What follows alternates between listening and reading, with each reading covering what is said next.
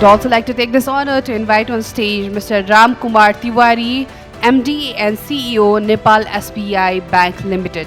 We have Mr. Kumar Tiwari ji. He is Managing Director and CEO of SBI Bank Nepal. And definitely, sir, if not personally, your banks do have a lot of money. How do you see that money that is lying over there with you, but the investors not showing interest in that? How do you correlate the two facts?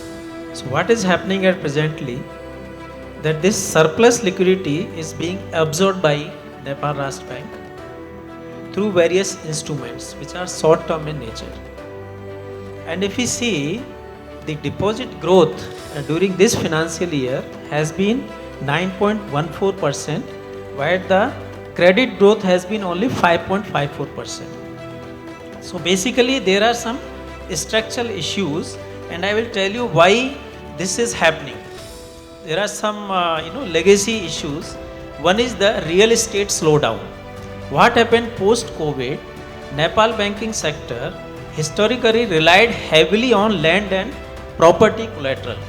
So post-COVID, what happened? This collateral valuation has gone down.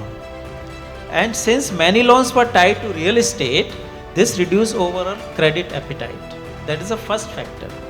Second, because of that, the low investor confidence. What happened? Businesses are uncertain about economic growth, policy stability, taxes, and political direction so far. So now the government has come, probably this will be taken care. That directly actually lowered the credit demand. Third factor was the weak business demand and the high debt burden from earlier years. So when this loan was taken earlier, this loan was taken immediately after the COVID, many firms borrowed aggressively, and this was not actually utilized in productive assets. Now a lot of businesses are focused on repayment rather than taking new loans. So that is another factor.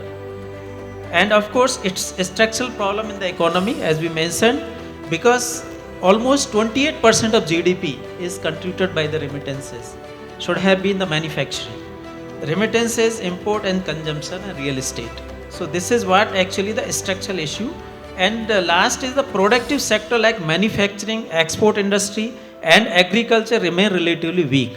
So these are the mainly factors which are actually contributing to this situation.